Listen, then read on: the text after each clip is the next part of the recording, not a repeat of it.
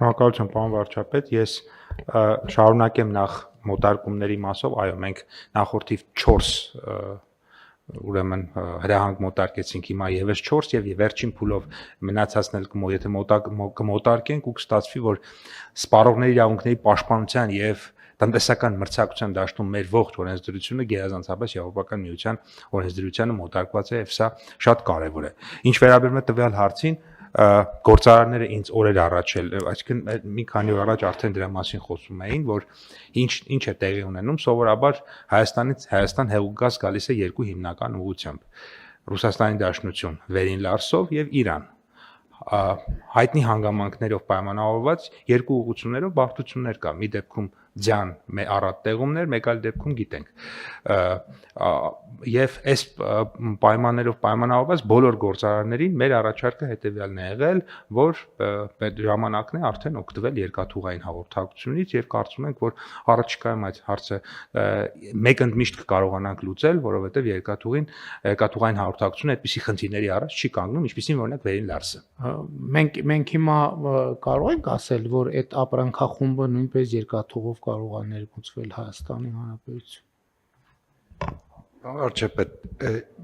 վստահաբար այո, բայց այնուամենայնիվ ստեղ քանի որ ոչ միայն տրանզիտի խնդիր է, այլ նաև առևտրի խնդիր է, որ այդ պարագայում ես կարծում եմ մոտ ժամանակներում ավելի հստակ շուկան հայտարարություն կանի, թե ինչ ձևաչափով է այդ ապրանքի մատակարարումը ալտերնատիվ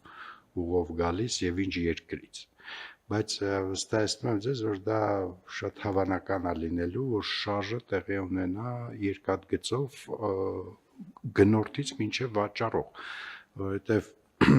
այնուամենայնիվ վերադառնալով թեմային, մենք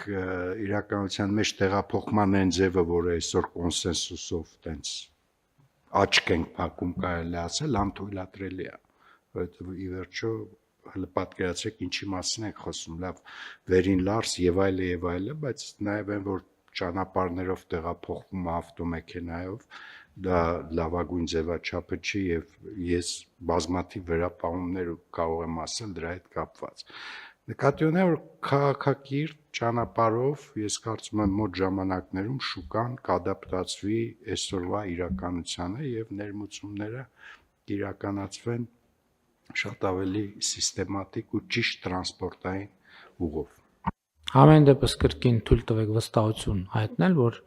այն որ ասում եք, որ ամեն տարի դեկտեմբերին 2026 թվականի դեկտեմբերին այդ ձեր նշած երևույթը այլևս չի լինելու։ Ես դրանով վստահ եմ։ Հարցը դրվում է քվեարկության, ովքեր են դեմ որոշման ընդունմանը, դեմ չկա, որոշումն ընդունված։